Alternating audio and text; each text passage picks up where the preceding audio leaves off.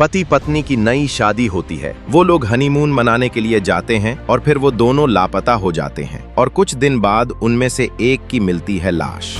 जिस सफर पर प्यार होना चाहिए था वहां अचानक मौत दस्तक दे देती है। आज हम बात करेंगे इंदौर के शादीशुदा कपल के बारे में, राजा और सोनम रघुवंशी के बारे में, जो मेघालय के चेरापूंजी में हनीमून के लिए जाते हैं अपने शादी के बाद और वापस नहीं लौटते हैं। 10 दिन की तहकीकात के बाद राजा रघुवंशी की बॉडी मिलती है जो कि करीब 100 फुट ऊपर से खाई में नीचे धकेली गई है। 11 मई 2025 को इन दोनों की शादी होती है और लड़का और लड़की के परिवार वाले काफी ज्यादा खुश होते हैं। राजा और सोनम एक अच्छी फैमिली से बिलोंग करते थे। राजा एक जिम ऑनर था और सोनम दूसरी साइड प्राइवेट फार्म एम्प्लॉय थी और सोनम के जो पिताजी हैं उनका भी एक अच्छा कारोबार था जिसमें काफी सारे लोग काम करते थे। अब 20 मई को यह लोग अपने हनीमून के लिए निकलते हैं मेघालय।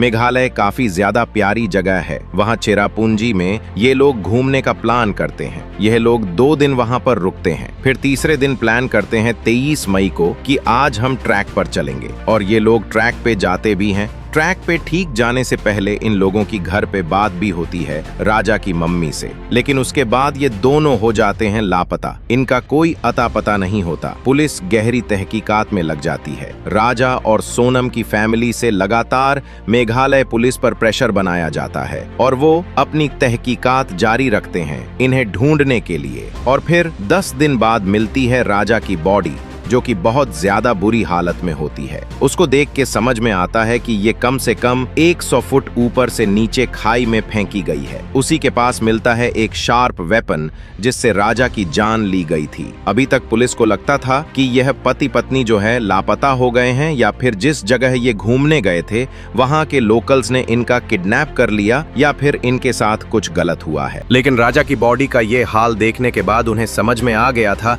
कि ये कोई एक्सीडेंट नहीं है, ये वेल प्लान खून करने की साजिश थी। अब ये चीज पता ऐसे चलती है कि जहां से वो लोग ट्रैक शुरू करते हैं वहां का सीसीटीवी कैमरा का फुटेज चेक किया जाता है जिसमें ये दोनों नजर आते हैं और इसी सीसीटीवी फुटेज में सोनम एक जैकेट पहने हुए होती है जो बाद में मिलती है राजा की बॉडी के पास। अब सोनम का जैकेट इतना नीचे खाई में देख के पुलिस डर तो जाती है कि शायद उसकी भी जान ले ली गई है, तो वो और ज्यादा तलाश करते हैं उसकी बॉडी के लिए, लेकिन नहीं मिलती है वो। उसके बाद सोनम के घर वाले, राजा के घर वाले और पुलिस वाले सब बहुत ज्यादा परेशान होते हैं सोनम के लिए कि पता नहीं उस बेचारी के साथ क्या हुआ है। कहीं उसका किसी ने किडनैप तो नहीं कर लिया, उसके साथ किसी ने कोई गलत हरकत तो नहीं कर दी। और भी इस तरह के सवाल जो आते हैं दिमाग में वो सारे सबके चल रहे थे और सोनम को लगातार ढूंढने में लगे हुए थे सब और सोनम नहीं मिली। पर 9 जून को यूपी के गाजीपुरा में एक रोड साइड ढाबे के पास आके सोनम ने खुद को सरेंडर कर दिया पुलिस को। अब यहाँ से पूरी जो स्टोरी है वो पलट जाएगी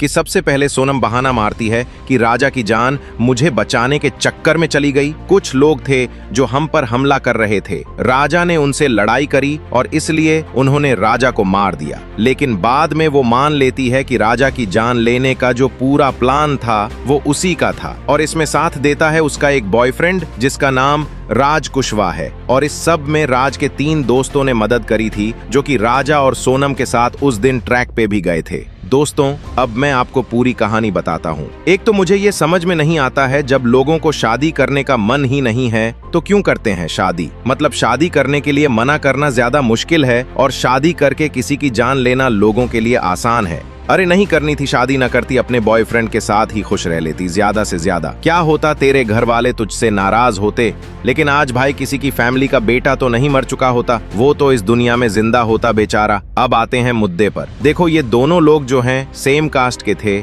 तो इनकी शादी के लिए घर वालों ने ही इन्हें मिलाया था। अब शुरू में जब सोनम और राजा का इंट्रोडक्शन किया गया ना, तो सोनम जो है इतना पसंद नहीं करती थी राजा को। उसके पीछे कई रीजन हो सकते हैं। एक तो उसका बॉयफ्रेंड ऑलरेडी था, वो शायद चाहती होगी कि उससे उसकी शादी हो, या फिर राजा जो है उसके टाइप का बंदा नहीं होगा। राजा ने जब नोटिस करा कि सोनम मुझसे अच्छे से बात नहीं करती है तो उसने 2-3 बार पूछा भी कि तुम सही में चाहती हो मुझसे शादी करना या मैं मेरे घर पर मना कर दूं। करूं। और जब ये सारी बातें सोनम की माँ को पता लगी तो उन्होंने सोनम को डांटा और उसके बाद सोनम ने जो है राजा से अच्छे से बात करनी शुरू कर दी। और ऐसे ही चलते चलते इन लोगों की बात शादी तक पहुंच गई। ये सारा इंसिडेंट होने से 3 महीने पहले से ही सोनम और राज, सोनम का जो बॉयफ्रेंड था, इन लोगों ने सोनम के होने वाले हस्बैंड राजा की जान लेने का प्लान करना शुरू कर दिया था। ये तब पता चलता है जब पुलिस तहकीकात करती है और तब चीजें सामने आती है कि सोनम आज से 3 महीने पहले मेघालय आई थी घूमने और जिस सेम जगह में ये सारा इंसिडेंट हुआ है वो वहीं पे रुकी थी। वहीं पे रह के उसने ये देखा कहाँ पे किधर सीसीटीवी कैमरास हैं,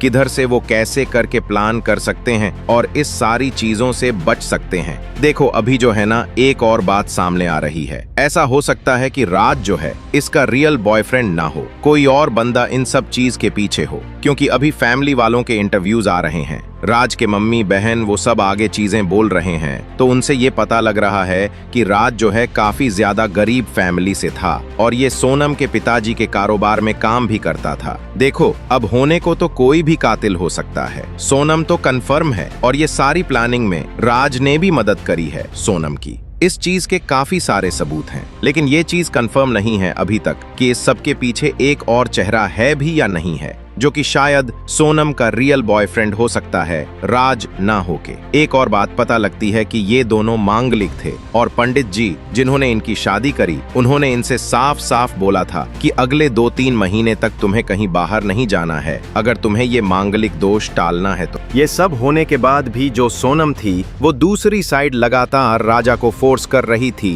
कि उसे हनीमून पे जाना है और मेघालय ही जाना है। राजा ने काफी बार मना भी किया कि तुम्हें पता नहीं है, अभी नहीं जाना है, हमें मना किया गया है, लेकिन फिर भी सोनम नहीं मानी। वो अगले 7 दिन में ही 7 फेरे लेने के बाद ही अपने पति को मारने के लिए पूरी प्लानिंग करे बैठी थी। उसने जैसे तैसे करके राजा को मना लिया और वो लेके चली गई उसको मेघालय। ये बात सामने आई है कि सोनम मांगलिक थी। तो मांगलिक लोगों का क्या होता है? ऐसा कहते हैं कि पहली शादी इनकी चलती नहीं है तो पेड़ से करा देते हैं या फिर किसी पशु वगैरह से करा देते हैं। तो लोगों का ये कहना है कि ऐसा हो सकता है कि उसने राजा से शादी ही इसलिए करी हो जिससे कि वो इसकी जान लेके इसकी बलि दे दे और फिर जो भी इसका बॉयफ्रेंड हो उससे दूसरी शादी कर ले। 23 जून के ट्रैक के बाद राजा का फोन और सोनम का फोन दोनों का बंद था। घर वालों ने इनसे कांटेक्ट करने की काफी ज्यादा कोशिश करी लेकिन वो नाकाम हुए और ये चीज देख के राजा की फैमिली वाले काफी ज्यादा घबरा गए थे और राजा का जो बड़ा भाई था वो ज्यादा देरी न करते हुए मेघालय पहुंच जाता है। वहां जाके पता करता है क्या हुआ है और उन लोगों को कुछ अता पता नहीं चलता है। पुलिस में कंप्लेन दर्ज होती है। पुलिस वाले उस चीज को इतना सीरियसली नहीं लेते हैं कि यहीं पे होंगे, वो लोग आ जाएंगे, मिल जाएंगे, एक दिन में ज्यादा परेशान मत हो। ये सारी चीजें देख के राजा के घर वालों ने ही खुद से तलाश करनी शुरू करी लेकिन उन्हें कुछ मिला नहीं। फिर 1-2 दिन ऐसे ही बीते। पुलिस जो है तहकीकात करने में लगी। केस को थोड़ा सा सीरियस लेना उन्होंने शुरू करा क्योंकि अब तक बात जो है सोशल मीडिया पर काफी ज्यादा फैल चुकी थी, लेकिन हर तरफ से पुलिस को कुछ नजर नहीं आ रहा था, ना ही कुछ इनका पता लग रहा था। और तब से ठीक 10 दिन बाद 2 जून को कुछ ऐसा होता है जिसे देखने के बाद सब हैरान हो जाते हैं और ये पूरा जो केस है वो और ज्यादा उलझ जाता है। अब जब पुलिस ने तहकीकात करी तो उन्हें पता लगा कि सोनम के फोन से लगातार राज कुशवाहा को कॉल करी जा रही थी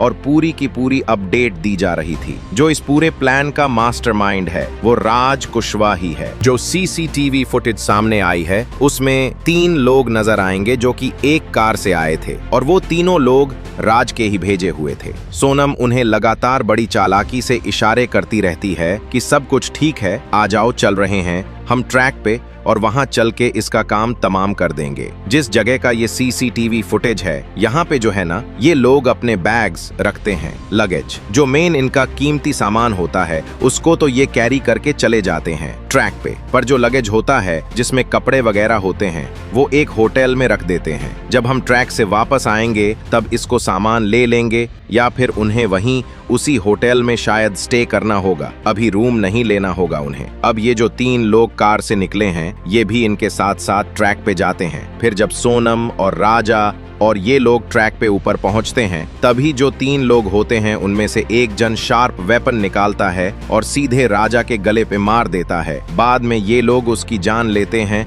और उसे खाई से 100 फुट ऊपर से नीचे फेंक देते हैं। और सोनम इतनी चालाक है, पुलिस को चंगुल में फंसाने के लिए अपनी जो जैकेट होती है वह भी साथ साथ नीचे फेंक देती है और फिर ये लोग हो जाते हैं वहां से फरार। सोनम जो है घर से काफी सारे पैसे लेके भागी हुई थी और जितने भी उसके गहने थे शादी के टाइम के वो सब लेके गई हुई थी। जब घर वालों ने पूछा कि ये तुम्हें इतनी सारी ज्वेलरी ले जाने की क्या जरूरत पड़ रही है, तो उसने बोला मैं वहां जाके शूट करवाऊंगी, अपना फोटो क्लिक करवाऊंगी, इसलिए मुझे लेके जाना है। लेकिन ऐसा कुछ था नहीं, वो सिर्फ ये इसलिए लेके जा रही थी जिससे कि वो अपना खर्चा चला सके इतने दिन और यहाँ से फरार हो जाए नेपाल और फिर अपने बॉयफ्रेंड राजकुशबा के साथ एक नई जिंदगी शुरू करे। पर उसका प्लान जो है कामयाब नहीं हो पाया। अब तक पुलिस जो है 4 लोगों को गिरफ्तार कर चुकी है सोनम के साथ। अभी एक अटैकर जो है वो फरार है, उसका कोई अता पता नहीं है। पुलिस का कहना है कि इनमें से कुछ लोग जो है कन्फेस कर चुके हैं कि सोनम और राज के साथ मिलके